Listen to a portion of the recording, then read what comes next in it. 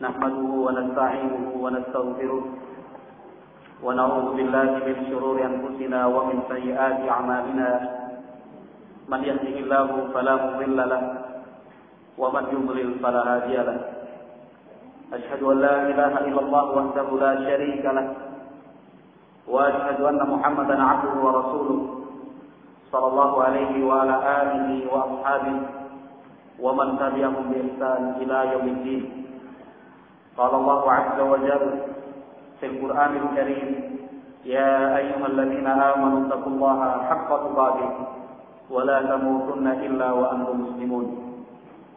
فإن أصدق الحديث كتاب الله وخير الهدى هدى نبينا محمد صلى الله عليه وسلم وشر الأمور محدثاتها فإن كل محدثة بدعة وكل بدعة ضلالة وكل ضلالة في النار.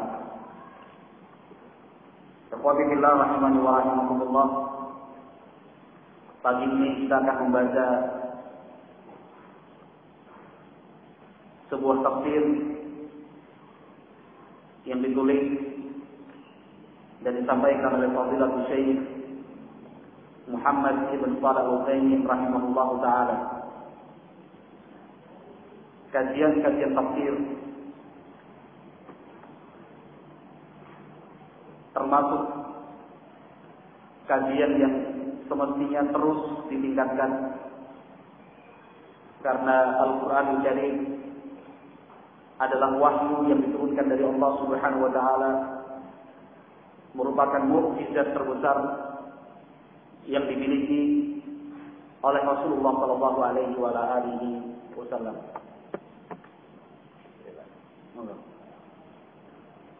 Al-Qur'anul Karim merupakan sumber utama dari hukum-hukum di dalam Islam. Demikian juga dengan Al-Qur'anul Karim, keimanan seorang hamba akan bertambah dan meningkat.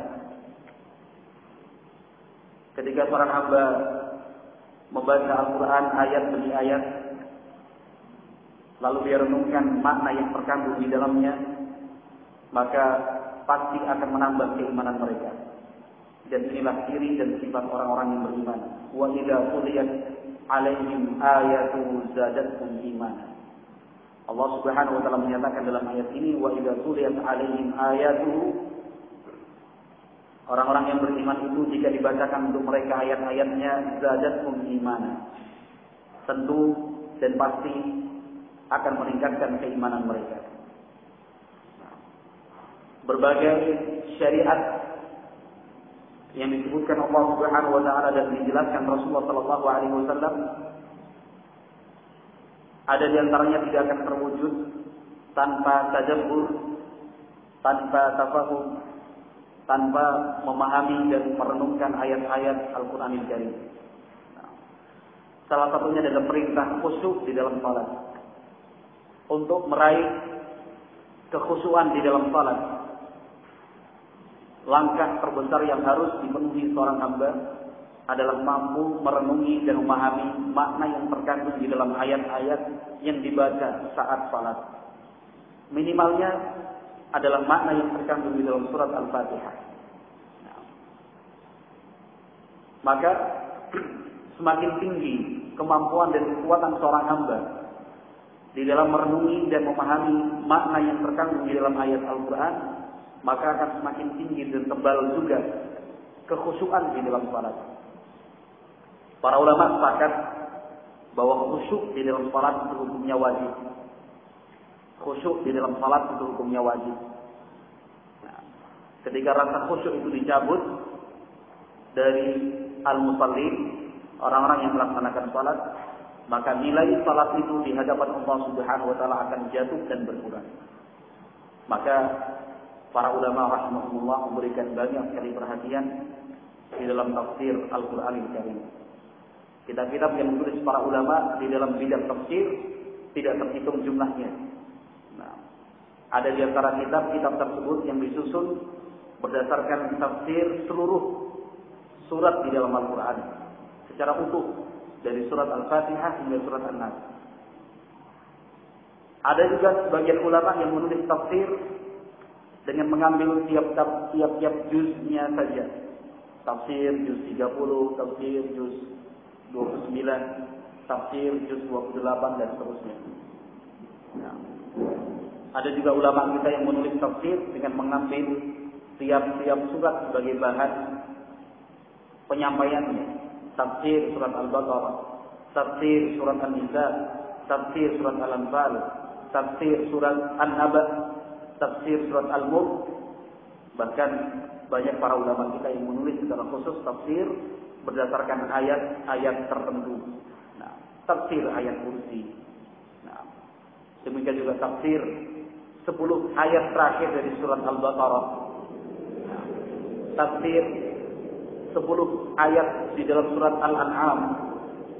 Nah, tafsir tentang ayat-ayat Al-Quran di dalam surat Al-Kahfi mengenai kisah Nabi Musa alaihi salatu wassalam.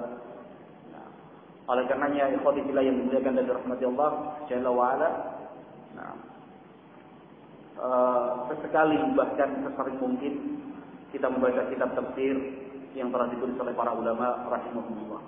Pagi ini kita akan membaca tafsir tentang surat At-Takatsur, sebuah surat pendek yang terdiri dari 8 ayat. Mayoritas kaum muslimin menghafal ayat yang tersebut di dalam surat ini. Allah Subhanahu wa taala berfirman di dalam Al-Qur'an surat At-Takatsur juz yang 30, Alhaakumut takatsur hatta zurtumul maqabir. Kalla sawfa ta'lamun, thumma kalla sawfa ta'lamun. Kalla law ta'lamuna 'ilmal yaqin, la tarawunna al-jahim, thumma la tarawunnaha 'aynal yaqin, thumma la tus'alunna yawma idzin 'anil na'im. Allah Subhanahu wa taala menjelaskan di dalam surat ini Alhaakumut takatsur. Merasa lebih banyak sikap seperti ini telah melalaikan kalian. Hatta zurtumul maqabir, sampai pada batas kalian masuk ke dalam kubur. Kalla sawfa ta'lamun, kali-kali tidak. Suatu saat kelak kalian akan mengerti.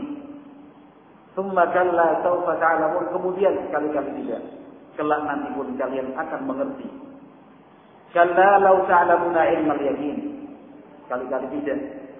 Seandainya kalian mengetahui ilmal yaqin, la tarawunnal jahim, pasti kalian akan melihat neraka jahim. Tsumma la tarawunnaha 'ainal yaqin, kemudian benar-benar kalian melihat dengan 'ainul yaqin neraka al-jahim. Tsumma la tus'alunna yawma idzin 'anil na'im, kemudian kalian pada hari tersebut pasti akan ditanya tentang nikmat yang Allah limpahkan untuk kalian di alam dunia.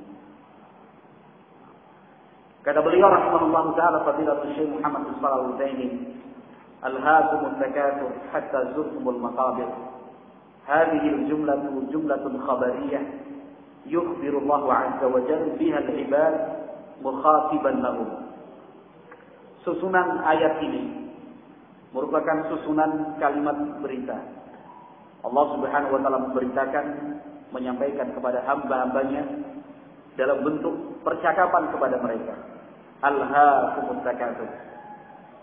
Alhaakumut takatsur. At-takatsur sebagai fa'il, pelaku.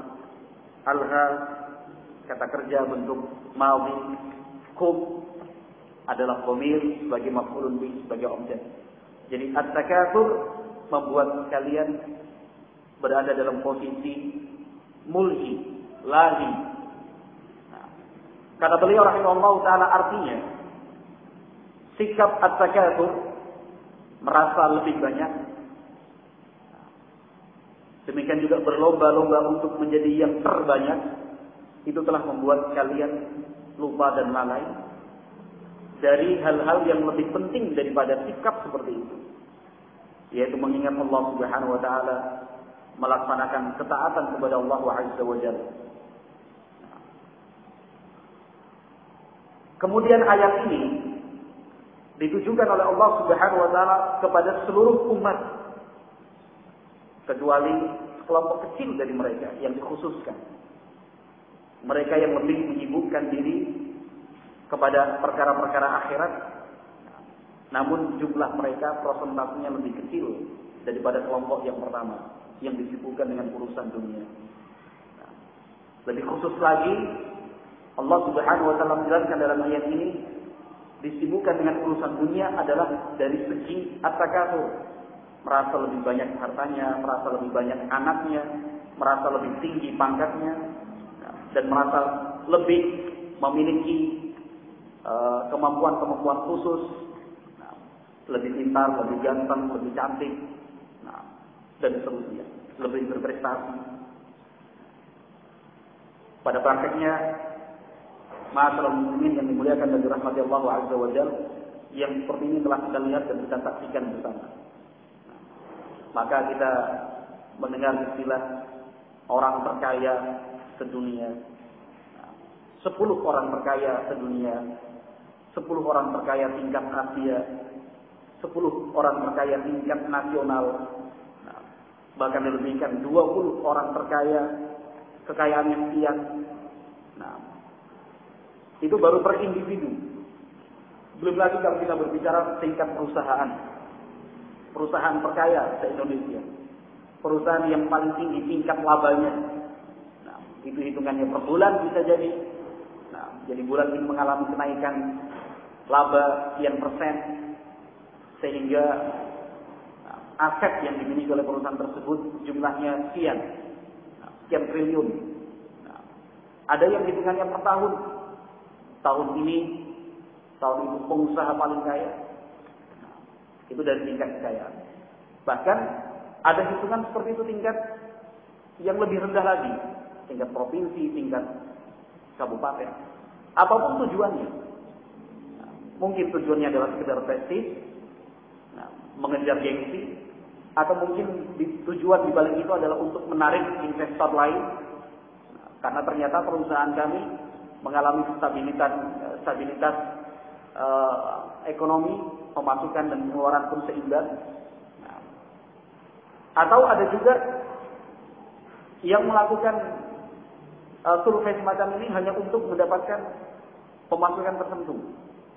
Sebuah lembaga dibentuk untuk meneliti, sehingga perusahaan-perusahaan itu yang termasuk dan dimasukkan nama-namanya dalam perusahaan terbesar, perusahaan ini dan itu, nanti akan memberikan sumbangan kepada lembaga tersebut, berbayar. Dan itu betul-betul terjadi. Mereka yang mendapatkan penghargaan-penghargaan individu misalnya. Si A termasuk 10 tokoh berpengaruh di Indonesia. Atau si B termasuk tokoh yang memenangi bidang ini, akan mendapatkan penghargaan award, akan diserahkan di Jakarta tanggal sekian bulan ini tahun sekian di hotel ini. Akan ada surat undangan ke alamat yang bersangkutan. Kemudian di dalam surat undangan itu pasti akan tertera, mohon dikirimkan sejumlah uang ke rekening ini untuk keperluan ini dan itu. Yang sebenarnya biaya yang diminta dan dikirimkan akhirnya nanti itu tidak akan sebanding dengan fasilitas yang dia dapatkan, termasuk di situ adalah lembar award atau penghargaan. Dan itu banyak yang melakukannya. Perusahaan-perusahaan atau lembaga penyerahan award atau penghargaan. Tetapi mereka yang diundang lebih senang. Ini caranya untuk menaikkan prestasi, menaikkan gengsi dan seterusnya. Kemudian dipampang, ditempel di ruang tamu rumahnya atau ruang tamu di kantornya dan seterusnya. Allah Subhanahu wa taala menyatakan dalam Al-Qur'an, "Alhaakumus takatsur." Kalian telah dibuat lalai dan lupa oleh sikap at-takatsur seperti ini. Sehingga pada akhirnya banyak yang secara sengaja berlomba-lomba agar namanya masuk dalam daftar urutan tersebut. Padahal mungkin pertama kali tidak ada minat sama sekali. Tidak ada pikiran ke arah ke sana. Namun karena muncul akhirnya tergoda, dan terdorong untuk ikut berkejar-kejaran mencapai daftar urutan-urutan tersebut. Secara sederhananya saja, ikhwati fillah barakallahu fikum, sikap at-takatsur itu memang benar-benar ada di tengah-tengah kita, bahkan kita pun termasuk di dalamnya, sadar maupun tidak disadari. Nah, ketika kita bertemu dengan teman lama, meskipun pertanyaan itu wajar, lumrah, manusiawi, asalkan tidak berlebihan dalam batas yang kewajaran. Ketika bertemu dengan teman lama, wah anaknya kayak gitu loh. Oh 5, wah jauh kayak aku, situ. Kan gitu. Sebenarnya pertanyaan itu wajar, anakmu berapa? Karena sudah sekian tahun tidak bertemu. Tetapi kemudian ketika muncul ungkapan atau pernyataan seperti ini, wah aku kan lebih banyak. Oh wah, aku lah oke. Bojomu piro siji, ala kan siji. Tetapi seperti ini kan muncul, kita sering mendengarnya di antara kita sendiri. Nah, merasa lebih baik kalau anaknya lebih banyak. Merasa lebih baik kalau istrinya lebih dari satu. Merasa lebih baik kalau ternyata usahanya ini dan itu. Nah, padahal seperti yang disebutkan oleh Fadilatul Syekh di sini, ada yang lebih penting daripada itu, yang yaitu mengingat Allah Subhanahu wa taala. Katakan saja dalam contoh kecil yang saya sampaikan tadi. Nah, ketika bertemu dengan teman lama, nah, anakmu berapa? Oh, sekarang sudah 6. Dalam contoh kecil seperti ini, seharusnya bukan jawaban, wah berarti aku lebih banyak, saya sekarang udah 7. Kan? Ini contoh yang untuk sikap yang keliru. Tetapi contoh yang seharusnya dilakukan, anakmu berapa? 6. Alhamdulillah. Kan? Langsung mengingat Allah Subhanahu wa taala, alhamdulillah.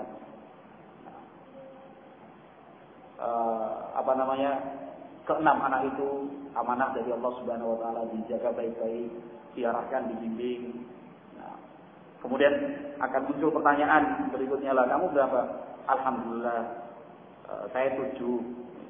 Makanya beban saya lebih berat daripada antum. Kan begitu, bukannya malah, oh, nek ngono aku lah oke. Nah, dan itu subhanallah sering kita dengar.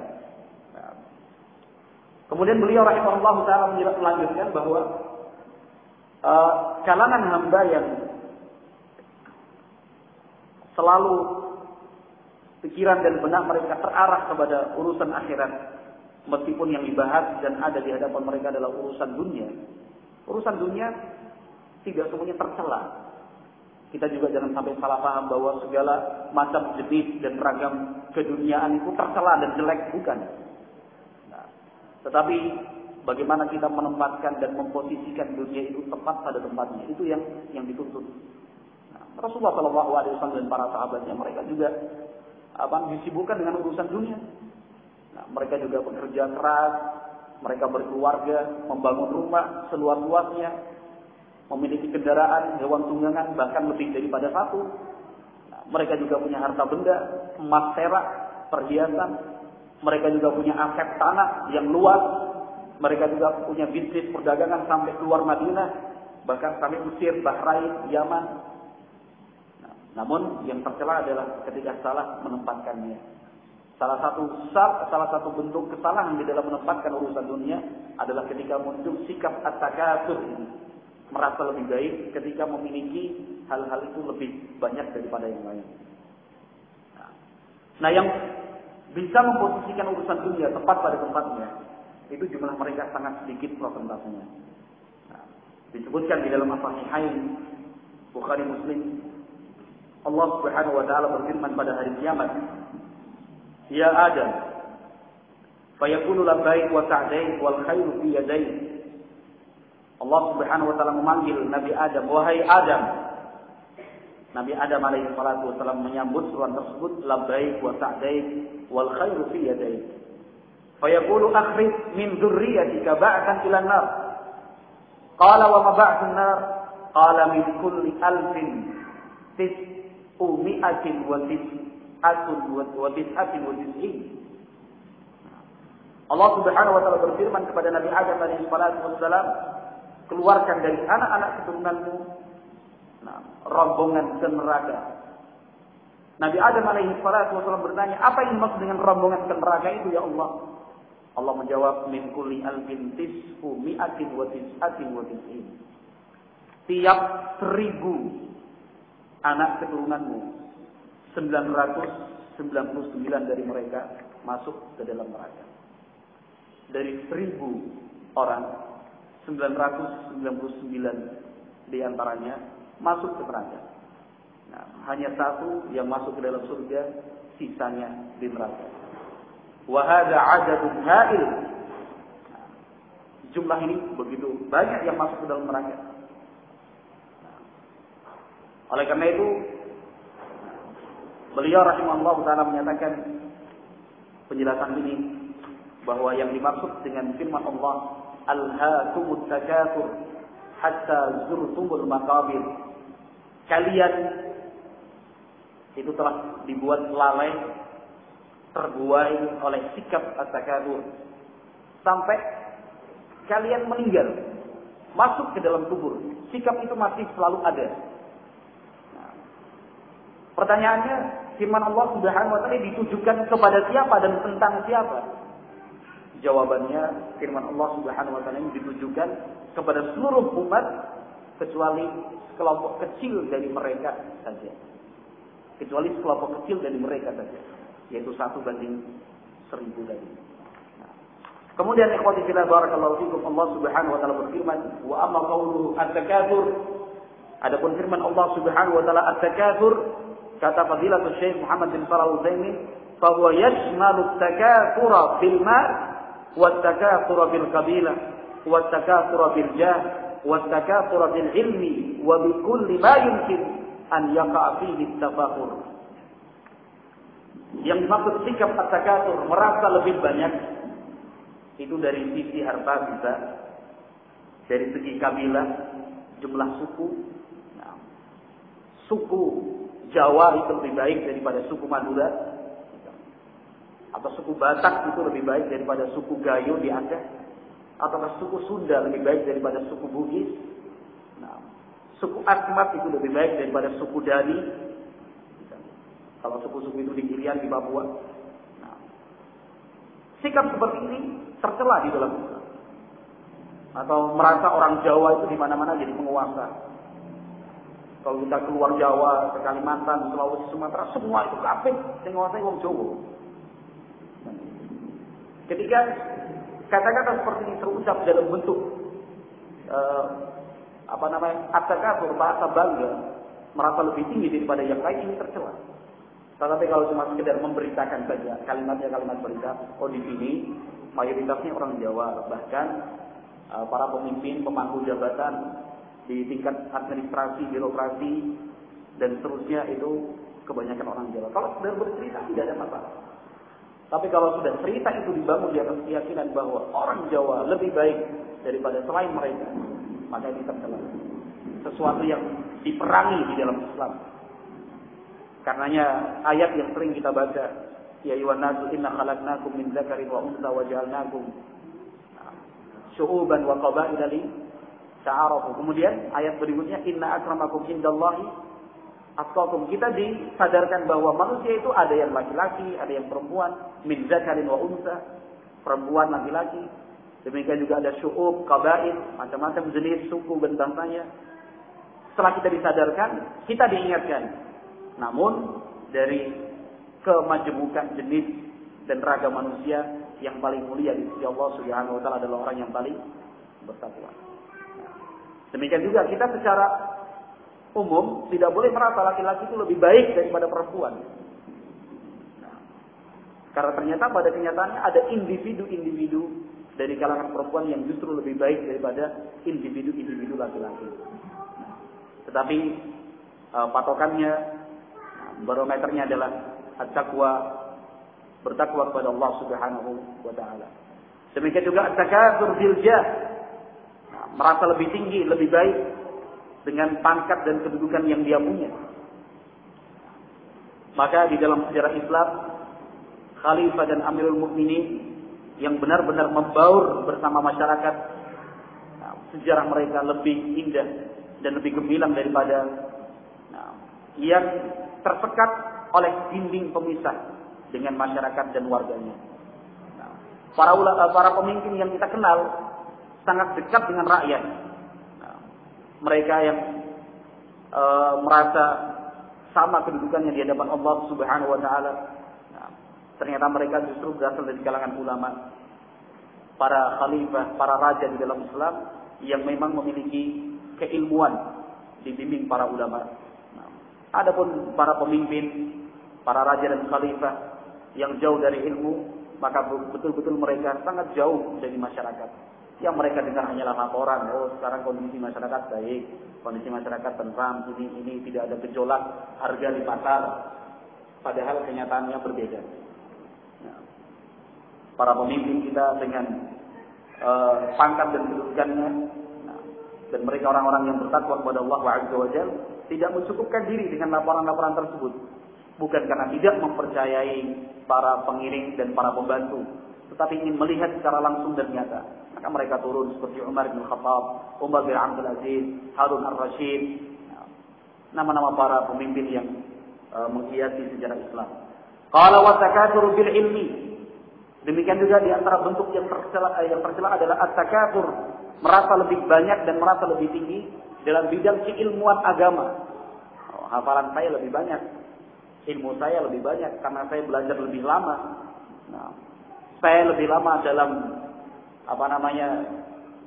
agenda dan kegiatan dakwah, maka sayalah yang harus di depan. Nah, kenapa mereka tidak datang ke saya?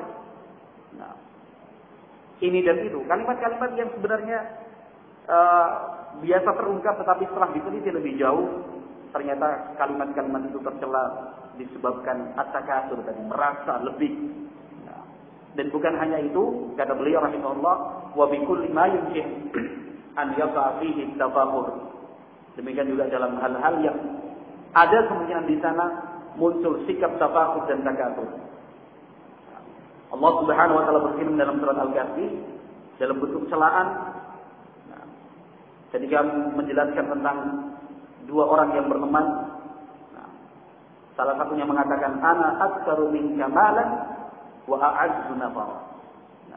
Saya ini lebih banyak hartanya daripada kamu, dan saya pun lebih mulia kedudukannya daripada kamu dari segi anak dan keturunan. Nah, maka ma'asyiral muslimin yang dimuliakan dan dirahmati Allah Subhanahu wa taala, nah, sikap-sikap seperti itu seharusnya kita jauhi dan kita hindarkan. Kemudian firman Allah Subhanahu wa taala, hatta zurtumul maqabir, nah, yakni ila an zurtumul maqabir, yakni ila an muttum. Fal insanu majbulun 'ala takatsuri ila an yamut.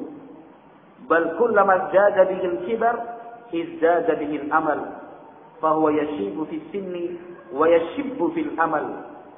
Hatta inna ar-rajula lahu tis'una sanatan mathalan tajidu indahu min al-amal wa tul al-amal ma laysa inda ash-shab alladhi lahu 15 sanah. Hadha huwa ma'na al-ayati al-karimah, ay annakum talahwahtum bitakatsur anil akhirati ila an buntum. Kata beliau rahimahullah taala, artinya hatta zurtumul maqabir, sikap takatsur seperti yang telah dijelaskan dalam ayat pertama tadi, itu ternyata ada di dalam dada setiap orang sampai dia meninggal dunia. Ini fitrah manusia yang perlu diarahkan. Bukan kemudian karena ini fitrah lalu dipertahankan seperti itu. Karena fitrah manusia itu ada fitrah yang baik, ada fitrah yang jelek.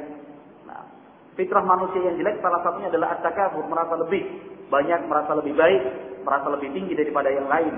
Bukan dalam penilaian takwa. Nah, bahkan kata beliau rahimahullahu taala, orang itu semakin tua, semakin panjang angan-angannya. Nah, secara usia dia muda, secara usia dia semakin tua, tetapi secara cita-cita dan angan-angan dia semakin muda. Nah, sampai-sampai kata beliau rahimahullah, ada orang yang umurnya sudah sampai 90 tahun, ternyata angan-angan cita-cita dia itu lebih panjang daripada anak muda yang masih berusia 15 tahun. Nah, ini secara umum. Nah, memang demikian. Ya, kita lihat sajalah contoh yang paling kecil saja, yang paling dekat dan sederhana dengan kita. Tokoh-tokoh yang mencalonkan diri sebagai presiden atau yang dicalonkan sebagai presiden, umur mereka sudah berapa? 50 tahun, 63. Ya subhanallah, 63. Masih merasa muda. Ya kita tahu sendiri lah ya. Ngerti berita-berita dan informasi seperti itu kan. Bisa dilihat, tinggal dibuat persentasinya saja. Yang mencalonkan diri sebagai presiden atau yang dicalonkan sebagai presiden. Yang usianya 50 tahun ke atas dengan 50 tahun ke bawah. Bahkan bisa dikatakan 50 tahun ke bawah siapa sekarang? Padahal kalau kita membaca kitab-kitab para ulama seperti karya Ibnul Jauzi rahimahullah taala tentang fase-fase umur manusia, seharusnya pada usia seperti itu yang dilakukan hanyalah menunggu azan saja. Seharusnya sudah menunggu azan. Kalau malam jam 3, jam 2 bangun menunggu azan subuh, kan seperti itu orang-orang tua ya. Orang-orang tua semakin tua itu sebenarnya mereka semakin jarang tidur, ya kan? Wajar, semakin tua semakin jarang tidur. Jadi jam 3, jam 2 sudah bangun. Nah, entah kegiatan apa, menunggu sholat subuh. Selesai sholat subuh, apa yang dikerjakan? Nah, menunggu sholat adzan sholat zuhur. Selesai sholat zuhur, menunggu adzan sholat asar dan seterusnya. Saat ini ya, Allahul musta'an. Sampai umur di atas 60 masih sibuk dari provinsi sana, provinsi sini, kampanye. Ini Indonesia harus begini, masyarakat tidak boleh sengsara, ini dan itu. Nah, maka wallahu alam, apa yang disebutkan oleh Fadilatul Syekh rahimahullah taala bahwa kullama izdada bihil kibaru izdada bihil amalu memang benar. Nah, setiap kali bertambah umur, tambah usia, justru malah semakin bertambah angan-angan. Nah, dan itu pun mungkin sudah kita rasakan di dalam diri kita. Kan begitu. Dulu waktu kita masih muda, pikirannya apa sih? Paling besok gini-gini tok. Kan gitu. Tapi setelah semakin tua, semakin mengerti dunia, informasi sana, wah saya juga pengen ini begitu. Maka benar apa yang disebutkan Allah Subhanahu Wa Taala di dalam ayat ini. Alhaakumut takatsur hatta zurtumul maqabir. Angan-angan itu tidak akan bisa putus. Nah, angan-angan itu tidak akan berhenti. Yang memberhentikan dan memutusnya hanyalah kematian. Nah. Kemudian Allah Subhanahu wa taala menyatakan di dalam ayat yang berikutnya, "Kalla saufa ta'lamun, tsumma kalla saufa ta'lamun." Kata beliau rahimahullahu taala, "Qila inna kalla bima'na ar-raja', yani irtaji'u an hadha takatsur, wa qila innaha bima'na haqqan." Ada sebagian ulama mengatakan kalla di sini artinya kalimat ar-raja', kalimat teguran yang keras, sehingga artinya irtaji'u an hadza takatsur. Jangan kalian sampai dalam sikap at-takatsur. Tetapi ada juga yang memanakan bahwa kala itu artinya haqqan, memang benar.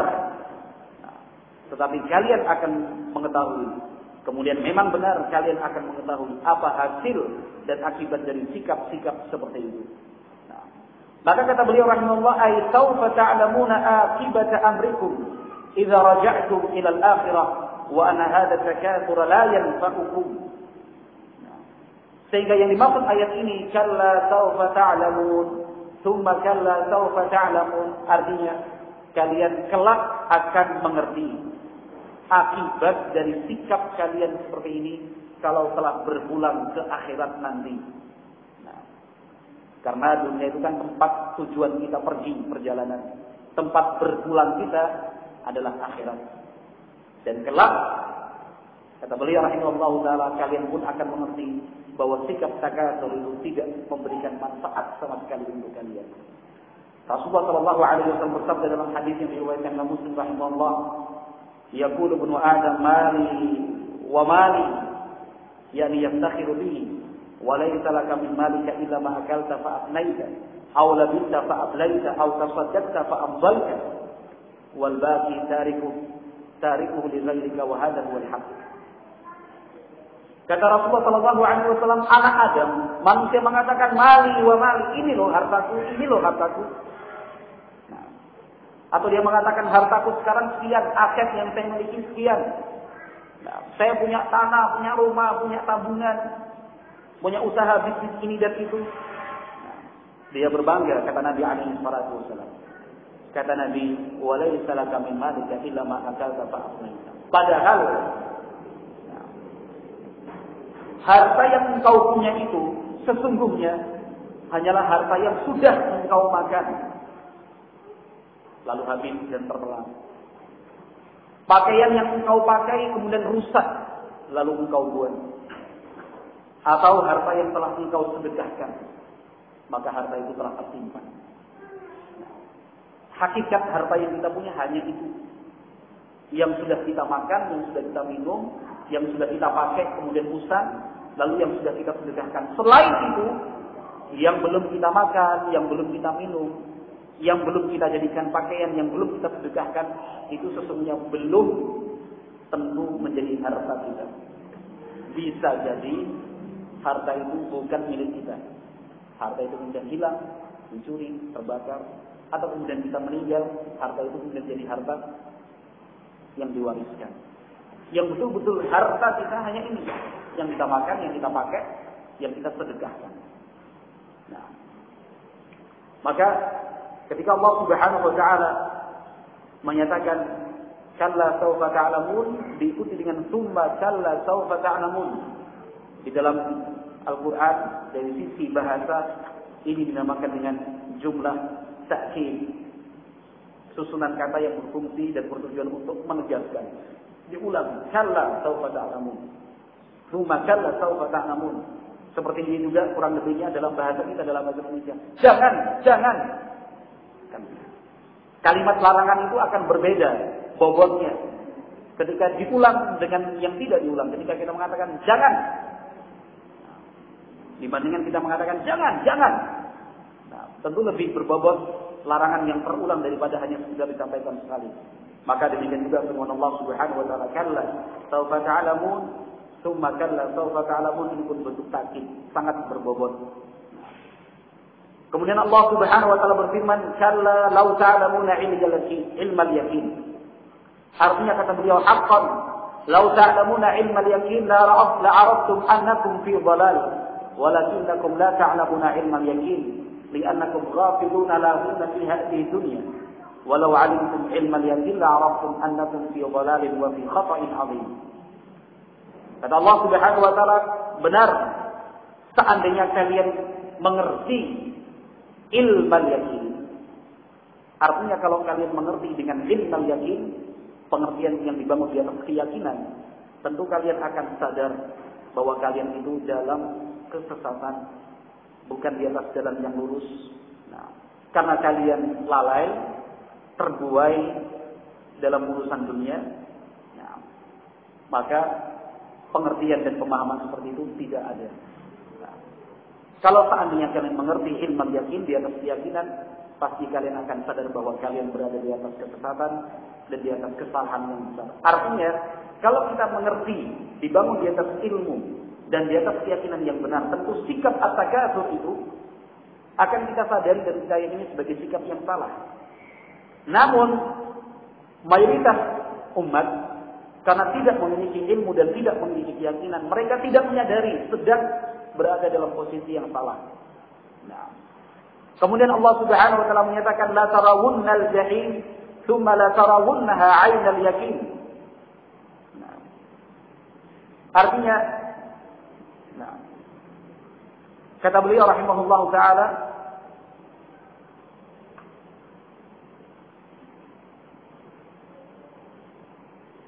kata beliau, hadhihi al-jumlatu mustaqillatun laysat jawab law wa lihadha yajibu 'ala al-qari' an yaqifa 'inda qawli kalla law ta'lamuna 'ilmal yaqin. Kalimat la tarawunna al-jahim, kemudian summa la tarawunnaha 'ainal yaqin, jumlah ini terpisah dari ayat yang sebelumnya. Bukan bentuk jawab dari law yang ada pada ayat sebelumnya. Oleh karena itu, kata beliau, dari sisi ilmu tajwid, orang yang membaca ayat ini atau membaca surat At-Takatsur harus waqaf, harus berhenti pada ayat kalla law ta'lamuna ilmal yaqin, harus berhenti. Wa nahnu nasma'u katsiran minal a'immati yusallun fayaqulun kalla law ta'lamuna ilmal yaqin la tarawunnal jahim. Kita sering mendengar para imam membaca dengan melanjutkan ayat yang berikutnya. Disambung kalla law ta'lamuna ilmal yaqin la tarawunnal jahim. Ini salah secara ilmu tajwid. Nah, karena pembahasannya sudah berbeda antara ayat kalla law ta'lamuna ilmal yaqin dengan la tarawunnal jahim. Itu harus dipisahkan dengan waqaf. Tidak boleh dibaca bersambung. Nah, kata beliau, kenapa sampai ini terjadi? Imma ghaflatun minhum wa nisyan, mungkin karena lupa atau mungkin karena lalai, wa imma annahum lam yata'ammalul ayata haqqa ta'ammul. Atau mungkin ada kemungkinan yang lain karena mereka para imam termasuk kita juga mungkin tidak memahami ayat ini dengan benar. Sehingga kemudian kita mengatakan membaca surat Alhaakumut takatsur hatta zurtumul maqabir. Kalla sawfa ta'lamuna thumma kalla sawfa ta'lamun. Kalla law ta'lamuna ilmal yaqin la tarawunnal jahim. Dibaca lanjut. Nah, ini salah. Kata beliau, kenapa dikatakan salah kalau dibaca berlanjut? Tidak dibaca waqaf. Nah, wa illa law ta'ammaluha haqqa ta'ammul la wajadu anna al-wasla yufsidul ma'na. Kalau tadinya mereka merenungkan dan mengerti makna ayat ini dengan benar, tentu mereka akan menemukan bahwa ayat ini jika dibaca bersambung itu akan merusak makna. Nah, akan merusak makna. Nah, karena ketika Allah Subhanahu wa taala menyatakan kalla law ta'lamuna ilmal yaqin la tarawunnal jahim, maka maknanya kalau dibaca berlanjut bersambung ini secara ilmu bahasa Arab ya.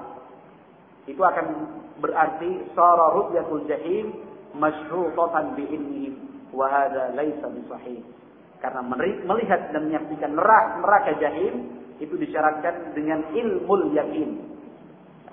Padahal orang-orang yang tidak memiliki ilmul yakin pun, orang-orang yang tidak meyakini keberadaan al-jahim pada hari kiamat nanti pun akan melihat al-jahim. Bukan hanya untuk orang-orang beriman dan orang-orang yang di atas keyakinan saja yang melihat jahim. Ini kan rusak artinya. Maka oleh karena itu kata beliau, lidzalika yajibut tanabbuh wa tanbih lihadza. Oleh karena itu harus diingatkan. Jangan dibaca wasal, jangan dibaca sambung. Waqaf kalla law ta'lamuna ilmal yaqin. Berhenti baru la tarawunnal jahim. Jangan dibaca berlanjut.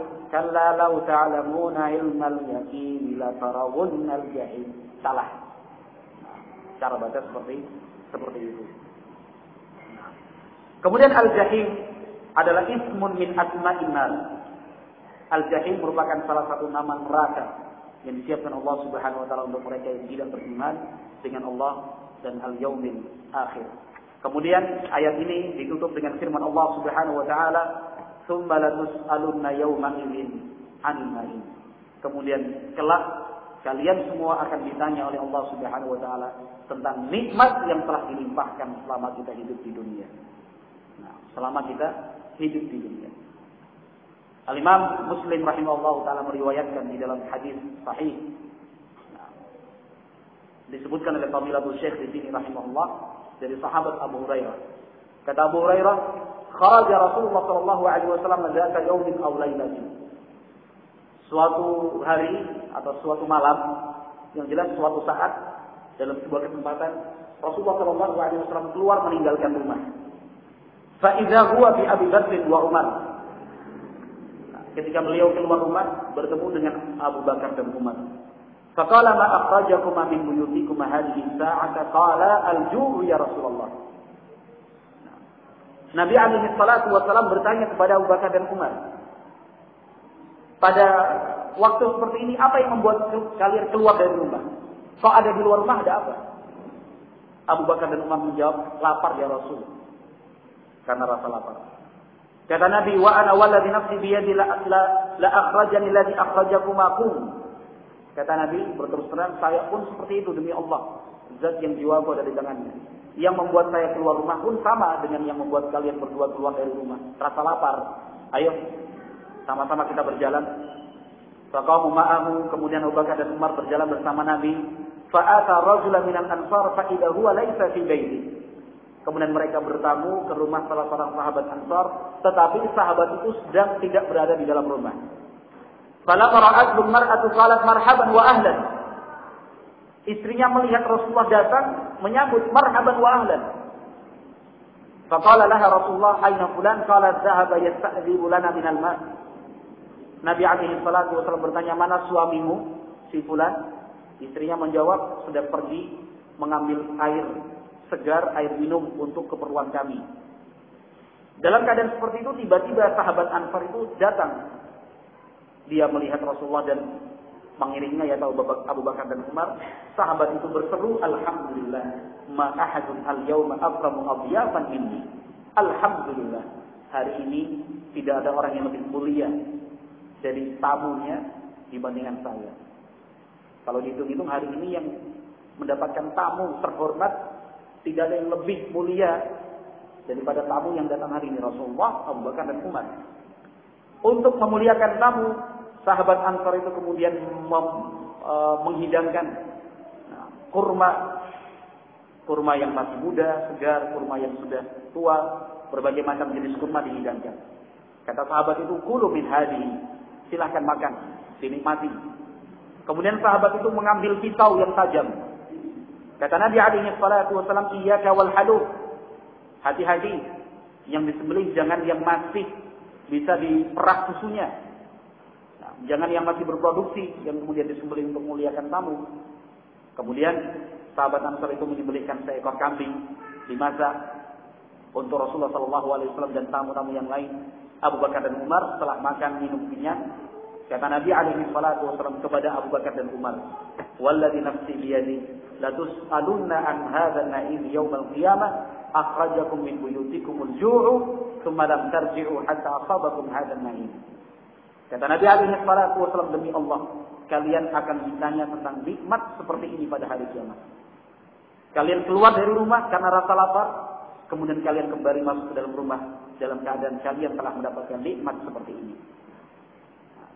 Artinya nikmat itu berdasarkan hadis ini akan ditanyakan pada hari kiamat nanti secara detail, bahkan secara rinci. Urusan makan seperti ini pun kata Nabi alaihi salatu wasallam akan ditanyakan kepada Allah, akan ditanyakan oleh Allah azza wa jalla kepada kita. Nikmat ini asalnya dari mana, digunakan untuk apa? Apakah kita mensyukuri nikmat tersebut ataukah tidak? Maka kata Nabi alaihi salatu wasallam dalam hadis Anas yang diriwayatkan Imam Muslim rahimahullahu taala, Allah sangat senang. Allah Subhanahu wa taala akan bersyukur kepada seorang hamba yang setiap kali selesai makan dan minum mengucapkan alhamdulillah. Dia bersyukur kepada Allah Subhanahu wa taala. Maka setiap kali selesai makan, setiap kali selesai minum, janganlah kita lupa mengucapkan hamdalah, alhamdulillah. Karena semua itu akan ditanya oleh Allah Subhanahu wa taala. Ikhwati billah yang dimuliakan dan dirahmati Allah Subhanahu wa taala, ini beberapa makna dan tafsir yang disebutkan oleh Fadilatul Syekh rahimahullah taala dalam surat At-Takatsur. Nah, tentunya para ulama lain pun juga ada yang berbicara tentang tafsir surat ini. Kurang lebihnya mohon maaf. Subhanakallahumma wa bihamdik asyhadu an la ilaha illa anta astaghfiruka wa atubu ilaik. Walhamdulillahirabbil alamin. Wassalamualaikum warahmatullahi wabarakatuh.